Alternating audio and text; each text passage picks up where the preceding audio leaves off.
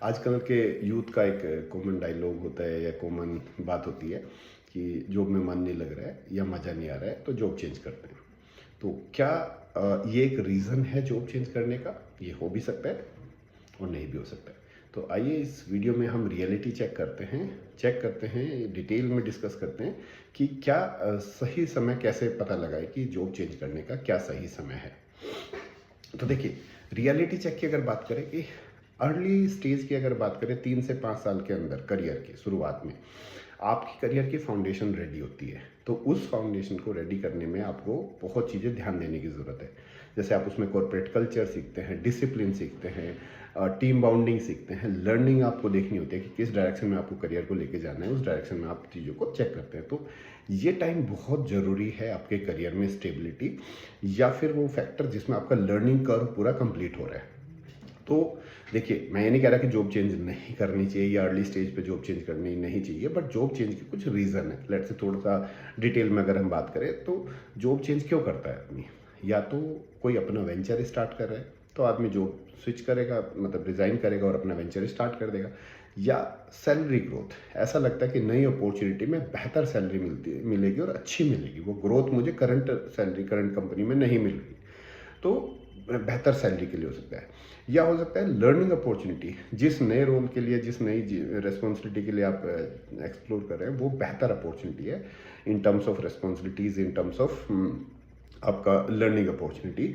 या प्रोफाइल एक ऐसा है, अथॉरिटी है, रिस्पॉन्सिबिलिटीज़ है, बिगर टीम हैंडलिंग एक्सपीरियंस है, क्लाइंट डायरेक्ट हैंडलिंग एक्सपीरियंस है, तो आप उसमें हो सकता है। या आपको हैंड्स ऑन एक्सपीरियंस मिलेगा, इंस्टेड ऑफ कि बेसिक नॉलेज के बजाय आप रियली चेक करें, जैसे टीडीएस रिटर्न्स है, जीएसटी रिटर्न्स है, इनकम टैक्स के केसेज है, ऑडिट है, आप रियल में कुछ ऐसे काम कर रहे हैं जिसको आपको पहले नहीं मिल रहा था एक्सपोजर, या आगे मिल रहा है। या फिर एक रीज़न हो सकता है जिसमें आप लोकेशन आपको बेहतर मिल रही है, या कोई और फैमिली रीजंस है जिसकी वजह से आपको चेंज करनी पड़ रही है, तो आप उसको कर सकते हैं। लेकिन जैसे जॉब चेंज करने के कुछ ये ऐसे रीजंस हैं जो मार्केट में एक्सेप्टेबल रीजंस है, कुछ ऐसे रीजंस भी है जो आपके करियर को पीछे भी लेके जा सकते हैं, आपके रिज्यूम को वीक भी कर सकते हैं। जिसमें एक होता है कि मज़ा नहीं आ रहा है, मन नहीं लग रहा है, बॉस स्ट्रिक्ट है मेरे, या मेरे ऑफिस की में कल्चर थोड़ी सी ख़राब हो रखी है। तो ये थोड़े से वीक रीजंस हैं जॉब चेंज करने के। क्योंकि हो सकता है यही रीज़न आप 8-10 महीने बाद फिर से यही रीज़न अपने नए रोल में भी देख रहे हो कि यार फिर से ये सेम चीज़ आई, क्योंकि ये ऑफिस टू ऑफिस जनरली इतनी आसानी से बदलती नहीं है रीजंस। ये माइंडसेट रीजंस ज़्यादा होते हैं, ना कि ये कॉर्पोरेट के रीजंस होते हैं।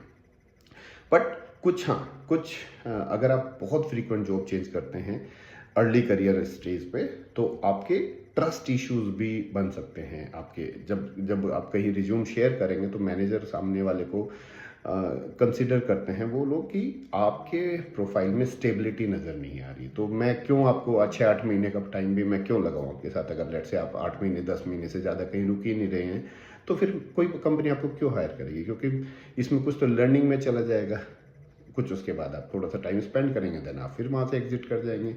तो जो चीज़ आपके करियर में पहले नहीं मिली वो कोई गारंटी तो देगा नहीं, तो वो भी एक रीज़न है। तो वो वीक रीजंस हैं ये कुछ, जिसकी वजह से जनरली आपको जॉब चेंज नहीं करनी चाहिए।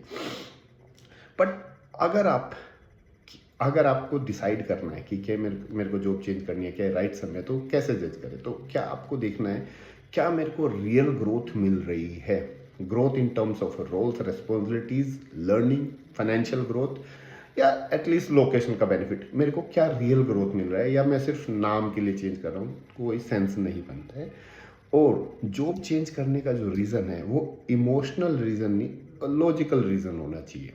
आपके पास लॉजिक्स, आपके पास कुछ ऐसे पॉइंट्स होने चाहिए जिस वजह से आप उस जॉब को चेंज करना चाहते हैं। तो स्पेशली अगर करियर के 3 से 5 साल के बीच के अगर हम बात करें, तो आपको कुछ चीज़ों का ध्यान देना चाहिए कि साल के जो पहली, मतलब करियर की जो पहली 2 कंपनीज हैं, 3-4 साल पीरियड जिनमें हमने स्पेंड करना है, वहाँ पे हमारा फोकस लर्निंग पे ज़्यादा होना चाहिए अर्निंग से। हो सकता है सैलरी कम मिले, हो सकता है स्टाइपेंड मिले, बट मेरा लर्निंग कर्व कंप्लीट होना चाहिए। अगर लेट से मैं फाइनेंस के अकाउंट्स की जॉब की बात करूं, तो आपको समझ में आना चाहिए कि फाइनेंस में क्या क्या वर्टिकल्स, क्या क्या रोल्स, और वो कैसे कैसे सारी चीज़ें होती है, चाहे वो एआर हो, एपी हो, अकाउंटिंग हो, टैक्सेशन हो, जीएसटी हो, किसी भी रोल में अगर हैं, तो ये सब चीज़ें होनी चाहिए। जॉब चेंज करो तो फिर ऐसे करो कि रिग्रेट ना हो, या अगले 6-8 महीने में फिर दोबारा रिज्यूम अपडेट ना करने पड़े।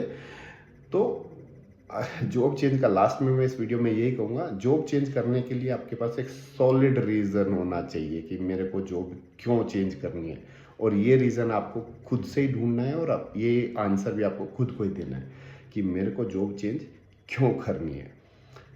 तो अगर आपको लगता है इस वीडियो में कुछ भी लर्निंग से रिलेटेड आपके लिए है, तो आप इसको उन लोगों को शेयर कीजिए जो करियर के अर्ली स्टेज में है या कॉलेज में है, सो दैट वो थोड़ा सा इस फीलिंग को समझ सके कि कॉर्पोरेट में अगर आपको अपना करियर बनाना है, अकाउंटिंग फाइनेंस में करियर बनाना है, तो इंटरव्यूअर क्या एक्सपेक्ट करता है आपसे, वो रिज्यूम में क्या रीड करता है आपके। और स्टेबिलिटी, यस, स्टेबिलिटी एक फैक्टर है, वो ट्रस्ट बिल्ड करता है सामने वाले पे आपके लिए। Thank you.